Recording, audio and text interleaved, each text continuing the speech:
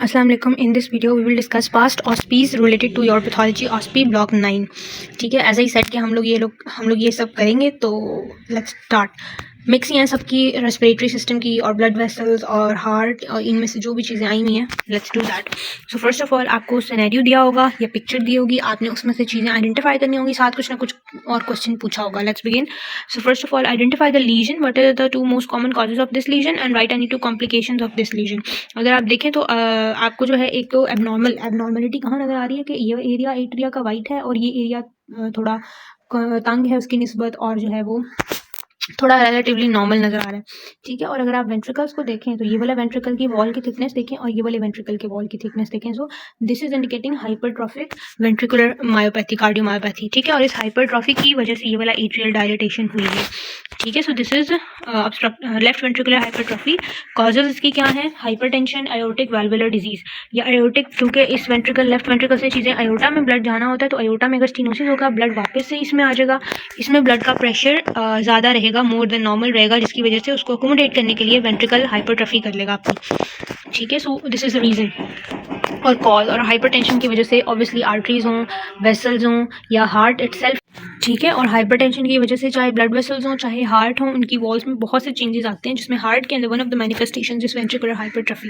ठीक है, और उसके अलावा कॉम्प्लिकेशंस की देखें तो ऑब्वियसली अगर ये साइड ऐसे ही रहे तो ये अपना नॉर्मल फंक्शन, नॉर्मल कॉन्ट्रैक्शन नहीं परफॉर्म कर सकेगी, हार्ट फेलियर हो सकता है, इसकी वजह से एरिथमियाज हो सकते हैं और इस्कीमिक हार्ट डिजीज हो सकती है, because oxygen requirement now is increase due to the increase muscle mass, तो उसकी वजह से इस्कीमिया भी हो सकता है हार्ट का। So these are complications. Let's move on to the next. ये पिक्चर हमने रेस्पिरेटरी सिस्टम की रॉबिन्स की पिक्चर के अंदर भी की थी। ये नॉर्मल लंग पेरेन्काइमा है और ये जो है ये एक पूरा लोब इन्वॉल्व है, दिस इज लोबार निमोनिया। ठीक है, ऑर्गेनिज्म कौन सा रिस्पॉन्सिबल है? दिस इज स्ट्रेप्टोकोकस निमोनी और निमोकोकस, और 4 क्लिनिकल स्टेजेस बतानी है। तो अगर आपने इस पर रॉबिन से पढ़ा हो तो ब्लू बॉक्स में मॉर्फोलॉजी के अंदर लिखा हुआ है कंजेशन और red hepatization, grey hepatization, resolution. ये बहुत आस क्वेश्चन है, ये 4 स्टेजेस तो ये लाजमी हर स्टूडेंट को पता होना चाहिए, इनकी डिटेल भी पता होनी चाहिए। ठीक है, उसके बाद है जी सिनेरियो है 51-year-old man was admitted to hospital after onset of severe chest pain that was substernal crushing. MI की बात हो रही है। Patient was chronic smoker. What is the best laboratory test for confirmation of early acute MI? So best test आपका number 1 choice है CKMB always. फिर आप trops पे जाते हैं और अगर बहुत अर्ली रिकॉग्निशन चाहिए विद इन 1 to 2 आवर्स तो फिर आप मायोग्लोबिन पे जाते हैं। ठीक है, what are the two complication of MI? तो एरिथमियाज हो सकते हैं, हार्ट फेलियर हो सकता है। ठीक है, हम और भी लिखे हैं sudden death, arrhythmia, congestive heart failure, rupture of myocardium. और रिस्क फैक्टर्स क्या हैं? अगेन एमआई के रिस्क फैक्टर्स में क्या है? एथेरोस्क्लेरोसिस है which has many risk factor itself as well, जिसमें स्मोकिंग है, हाइपरटेंशन है, डायबिटीज़ है। ठीक है, ये सब कुछ आपके रिस्क फैक्टर्स में आ गया। बहुत ईजी क्वेश्चन है, बहुत मुश्किल नहीं है, but you need to be very particular और आपको समझ के जवाब देना है। 50-year-old मेल, वो इमरजेंसी रूम में आया है with chest pain, sweating, shock like state, उसकी फैमिली हिस्ट्री है कार्डियक डिजीज़ की और वो स्मोकर भी है और उसके सीरम कोलेस्ट्रॉल लेवल्स भी रेज्ड हैं। आपने अपना डायग्नोसिस बताना है और डायग्नोस्टिक टूल्स बताने हैं इस केस के अंदर। डायग्नोसिस तो आपका बन गया, he is the patient of MI.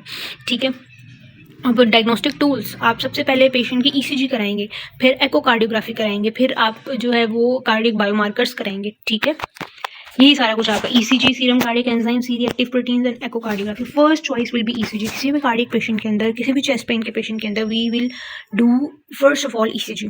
ठीक है, उसके बाद मॉर्फोलॉजिकल ग्रॉस पिक्चर बतानी है 1 to 3 डेज के अंदर। तो ये रॉबिन के अंदर बड़ा अच्छा टेबल बना हुआ है, उसके अंदर हर आवर टू डेज जो है वो क्या क्या चेंजेस आती हैं मायोकार्डियम में, इस्कीमिक मायोकार्डियम में, वो सारा लिखा है। तो वहाँ से आपने वो टेबल लाजमी याद करना, वो रिपीटेडली आया हुआ है पेपर्स के अंदर।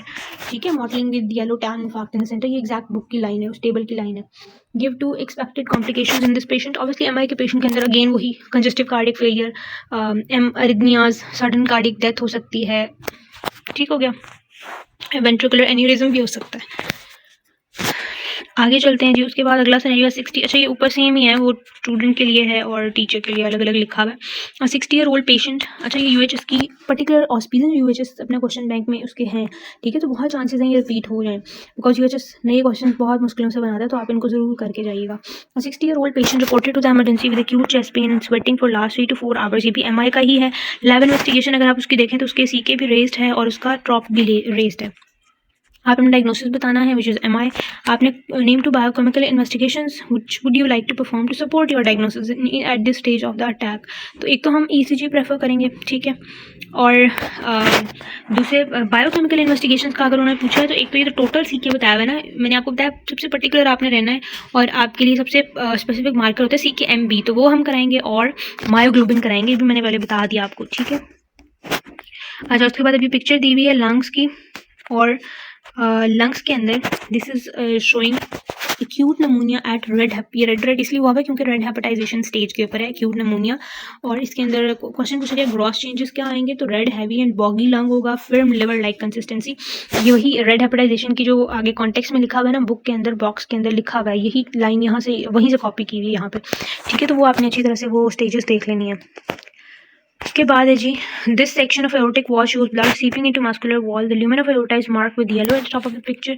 अब अगर आप देखें yellow at the top of the picture और ल्यूमेन मार्क किया हुआ arrow at the top of the picture, this is the lumen of aorta, ठीक है। the blood seeping into the wall is marked by an arrow and near to the bottom of the picture। अब ये extra space बनी हुई है जहाँ पर blood जा रहा है, नॉर्मल ल्यूमेन उसका ये है, तो this is basically aortic dissection, जिसके अंदर मीडिया के अंदर ब्लड चला जाता है। सो डायग्नोसिस आपका क्या है, एओर्टिक डाइसेक्शन या dissecting aortic aneurysm. Major risk factor क्या है इस कंडीशन का, हाई ब्लड प्रेशर, ठीक है। Hypertension is a major risk factor, aneurysm का भी, डाइसेक्शन का भी, और भी इसकी कॉम्प्लिकेशन में hypertension is a major risk factor. What hereditary syndrome, Marfan syndrome. अच्छा, आपसे पूछा जाए ना एओर्टिक एन्यूरिज्म्स सबसे कॉमन किन पेशेंट्स में होते हैं, तो मार्फन सिंड्रोम के पेशेंट्स में या Ehlers-Danlos syndrome, first Marfan syndrome आएगा आपके ज़हन में आना चाहिए, ठीक है। What is the major life threatening complication of this condition, rupture अगर हो जाए, ठीक है। हेमरेज इनटू थोरेसिक कैविटी और कार्डिक टेम्पोनार्ड, ठीक है। तो these are life threatening complications. Rupture भी लिख सकते हैं आप लोग ये हेमरेज की जगह पे, ऑलराइट। उसके बाद है जी, अब इस डायग्राम को देखें तो दिस इज शोइंग योर, ये कार्डियक की ही पिक्चर है। अगर आप इसमें देखें तो कार्डियक मायोसाइट्स हैं जो कि बिल्कुल पिंक हो गए हैं, ना उनका न्यूक्लियस नजर आ रहा है, ना उनकी स्ट्राइएशंस नजर आ रही हैं, और हर जगह ये जो ब्लू मैंने आपको लंग वाली पिक्चर के अंदर भी बताया था कि आपको पता है कार्डियक टिश्यू के अंदर इतने ब्लूइश डॉट्स नहीं होने चाहिए, तो दिस इज शोइंग इनफिल्ट्रेशन, ठीक है। तो न्यूट्रोफिलिक इन्फिल्ट्रेशन हुई हुई है। तो nature of infiltrate between myocytes क्या है, न्यूट्रोफिलिक इन्फिल्ट्रेशन, ठीक है। और how would you describe the appearance of myocytes, तो इसमें मायोसाइट्स कैसे हैं, कोएगुलेटिव नेक्रोसिस हुआ हुआ है, between coagulative necrosis and loss of nuclei, loss of striations, ठीक है। This is the appearance of your myocytes in this picture. ये भी 2-3 बार रिपीट हुई है, इसको भी आपने अच्छी तरह से देखना है। उसके बाद जी, अब ये रॉबिन्स की पिक्चर है, ठीक है, वाल्व की, वाल्वुलर एब्नॉर्मैलिटी की। तो ये तो अगर आपने पिक्चर देखी होगी तो आपको याद रहेगा। इसमें वैसे ऐसा जितना क्लियर कुछ भी नहीं नजर आ रहा, but you need to remember the picture. अब ये ड्रैगन जैसी अजीब से, जैसे ड्रैगन का मुंह होता है ना, और उसकी दो ऊपर से लेट्स सपोज ये मूछें निकली हैं, ठीक है। Just for the sake of remembering मैं आपको ये बता रही हूँ। तो ऐसी पिक्चर किस चीज़ की होगी, this is mitral valve stenosis due to rheumatic heart disease, ठीक है।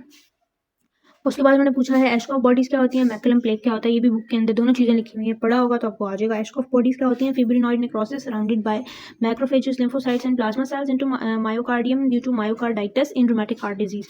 और मैकुलम प्लेग्स क्या होते हैं, left atrial endocardial thickening due to endocarditis in rheumatic heart disease. MacCallum plaques आपके होते हैं एट्रियम के ऊपर, और एशकॉफ बॉडीज आपके वाल्व के ऊपर पाई जाती हैं, ठीक है, मायोकार्डियम के ऊपर, वाल्व के ऊपर नहीं, मायोकार्डियम के ऊपर, ठीक है। तो इनकी लोकेशन भी पता होनी चाहिए।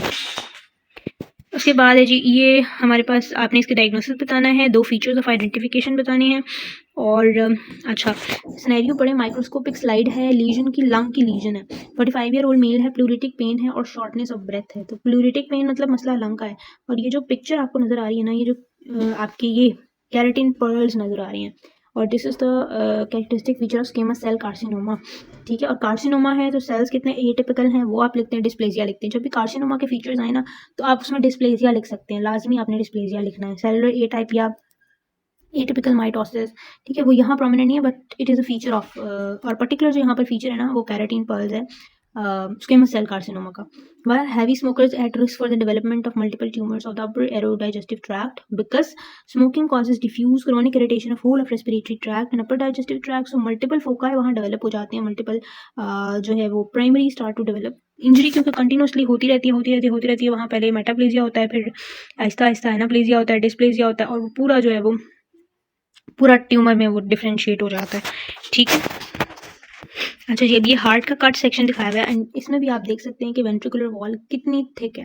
सो दिस इज, अगर पूरी साइडों से थिक हो ना, हर तरफ से थिक हो वेंट्रिकुलर वॉल, तो उसको हम कंसेंट्रिक हाइपरट्रॉफी कहते हैं, ठीक है। And this is of left myocardium, अच्छा ये यहाँ पर इतना पर्टिकुलर नहीं है, बट अगर आपको जो है वो बताया हो तो फिर आप मेंशन कर दें, अदरवाइज जनरल भी लिख देते हैं। List 3 possible causes for these changes in the myocardium. अब हाइपरट्रफी क्यों होती है? अभी एक तो हमने पढ़ा था अभी एओर्टिक स्टेनोसिस की वजह से, ठीक है, हाइपरटेंशन की वजह से, ठीक हो गया, और pressure overload hypertrophy of heart, volume blood volume ज़्यादा हो। How differentiate between pressure overloaded hypertrophy from volume overload hypertrophy of heart on gross examination, तो वो भी यहाँ पर लिखी हुई है कि pressure overload hypertrophy concentric hypertrophy होती है कि चारों साइड से इक्वल होती है and thickening of the ventricle, जबकि वॉल्यूम ओवरलोड हाइपरट्रफी उसमें डायलेटेड कार्डियोमायोपैथी होती है और वेंट्रिकल का वॉल्यूम बढ़ता है to accommodate that large amount of blood volume, ठीक है। तो उसमें हाइपरट्रफी नहीं होती, उसमें डायलेटेशन होती है, और प्रेशर जब ज़्यादा होता है ना ब्लड का तो उसमें हाइपरट्रफी होती है, ठीक है। तो ये भी एक इंपॉर्टेंट डिफरेंस है। उसके बाद है the photograph shows right pneumonectomy specimen from patient, fever chills और राइगर्स के साथ आया, प्रोडक्टिव काफी। अब ये भी वही एक पूरा लोब आप देख रहे हैं, डिफरेंस ऊपर वाला लोब डिफरेंट कलर का, नीचे वाला डिफरेंट है, और उसका कलर वाइट हुआ। This is lobar pneumonia, strep pneumonia इसका एजेंट है, और ये इसकी वही स्टेजेस है। आगे चलते हैं। This is your picture of, अच्छा सिनेरियो पढ़ लेते हैं पहले। 40 ईयर ओल्ड डायबिटिक वुमन है, इमरजेंसी में आई है, उसको चेस्ट पेन है, हिस्ट्री ऑफ हाइपरटेंशन है, वाइटल साइंस उसके दिए हुए हैं, टेम्परेचर उसका बहुत ज़्यादा है, she was obese and diaphoretic, diaphoretic मतलब उसको स्वेटिंग हो रही है बहुत ज़्यादा, हर लिपिड प्रोफाइल उसकी बड़ी हुई है और HDL कम है। अब आपने what may be the potential vascular disease, अब आपको खुद ही उन्होंने बता दिया कि आपने वैस्कुलर डिजीज की तरफ जाना है, तो हाइपरटेंशन की वजह से वैस्कुलर डिजीजेस में, अच्छा उन्होंने हाइपरटेंशन की वजह से होने वाली डिजीज नहीं पूछी, उन्होंने पूछा है कि कौन सी डिजीज उसको होगी इस सारी पिक्चर की वजह से जो उसको हाइपरटेंशन की तरफ ले जाए, तो that would be atherosclerosis. Atherosclerosis की वजह से हाइपरटेंशन होती है और हाइपरटेंशन की वजह से एओर्टिक एन्यूरिज्म्स बनते हैं, तो ये डिफरेंट चीज़ें, ये याद रखना है आपने। दो आपने रिस्क फैक्टर्स बताने हैं जिसमें आपकी लिपिड प्रोफाइल है उसको कंट्रोल करना है, ओबेसिटी को कंट्रोल करना है, डाइट को मॉडिफाई करना है, एक्सरसाइज करनी है, वो सारा कुछ आपको पता है। Name two main histological patterns of underlying lesion in the blood vessels, histological pattern बताना है आपने एथेरोस्क्लेरोसिस का, तो आपको पता है पहले फैटी स्ट्रीक्स बनती हैं और फिर एथेरोमेटस प्लैग बनता है, तो आपने ये लिख देना, ठीक है। एथेरोमा की जो स्टेजेस होती है ना, कैसे वो बनता है वो भी आपको पता होनी चाहिए, वो भी इंपॉर्टेंट है। अच्छा इसमें डायग्राम से कुछ समझ नहीं आ रही, तो अगर आपको डायग्राम यहाँ पर नहीं भी समझ आ रही ना, तो सिनेरियो ने आपको सारा कुछ खुद ही बता दिया, डायग्राम देखने की ज़रूरत ही नहीं पड़ी है, सो ये भी एक क्लू है। आगे चलते हैं। अब इसमें देखें तो आपको पिक्चर को अगर गौर से देखें ना, तो ये वाले एरिया में ये वाइटिश कलर नज़र आ रहा है और ये वाला एरिया थोड़ा रिलेटिवली नॉर्मल है और ये थोड़ा थिन है और ये थोड़ा थिक है, ठीक है। अब हम सिनेरियो पढ़ते हैं। अच्छा जी, लेफ्ट वेंट्रिकल है लेफ्ट साइड पर, अब इन्होंने ये बता दिया है, ठीक है। अब आपने सर्कल लीजन क्या है, तो circle lesion is myocardial infarct, MI है वो टिश्यू डेड हो गया है, फाइब्रोज्ड हो गया, वाइट हो गया। चार इंपॉर्टेंट फैक्टर्स बताने हैं जो इस कंडीशन की तरफ ले जाएं, तो आपको पता है atherosclerosis, thrombosis, embolism, smoking, age, gender और डाइट, और एथेरोस्क्लेरोसिस की वजह से जो लिपिड प्रोफाइल चेंज हुई हुई है, ठीक है, वो सारा कुछ you know that. Risk factors are very general.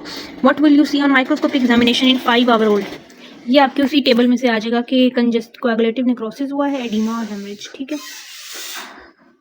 अच्छा जी, उसके बाद अब ये वेसल्स वाली पिक्चर दी हुई है, ये बुक में बनी हुई है, ये वाली पिक्चर ना आपको देखने में ये थोड़ी स्ट्रेंज लग रही है, बुक में अगर आपने देखी है तो फिर आप आइडेंटिफाई कर लेंगे, ठीक है। What is the lesion indicated by an arrow, ठीक है, ये लीजन क्या है, basically these are the lesions, ठीक है, ये दिखाया हुआ एरो, तो ये लीजन क्या है, these are fatty streaks. Coronary artery में दे कैन फ्री डिस्पोज, ठीक है, और किस तरह से वो लीड करेंगे टुवर्ड्स मायोकार्डियल इंजरी, ठीक है। दी एथेरोस्क्लेरोटिक प्लेग पेनिट्रेट करता है इंट्रामायोकार्डियल ब्रांचेस ऑफ कोरोनरी आर्टरीज और उनको ओक्लूड करता है और इस्कीमिया हो जाता है। What is this lesion mainly composed of, इसमें आपके स्मूथ मसल्स होते हैं, मैक्रोफेजेस होते हैं, टी सेल्स होते हैं, कोलेजन फाइबर होता है, इलास्टिक फाइबर होता है, सारा कुछ यहाँ लिखा हुआ है आंसर, इसको अच्छे से रीड करके आपने याद रख लेना है, ठीक है।